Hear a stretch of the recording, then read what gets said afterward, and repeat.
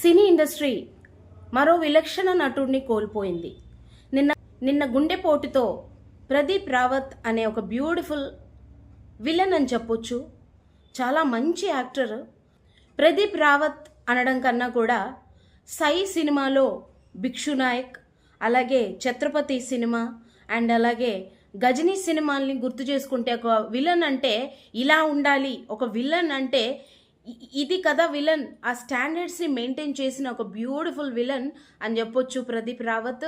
ఆయన ప్రదీప్ రావత్ అనే పేరు చాలా తక్కువ మందికే తెలుసు, భిక్షు నాయక్ అంటేనే అందరికీ తెలుసు అని చెప్పొచ్చు. ఆ విలన్, అతను విలన్ క్యారెక్టర్స్ని పోషించినటువంటి యాక్టర్ ఈరోజు మన మధ్యలో లేరు. నిన్న గుండెపోటుతో హాస్పిటల్లో చికిత్స పొందుతూ చనిపోయారనే వార్త ఇండస్ట్రీని చాలా కలిచివేసింది. సో ఆయన ఆత్మకి శాంతి చేకూరాలని మనస్ఫూర్తిగా కోరుకుందాము.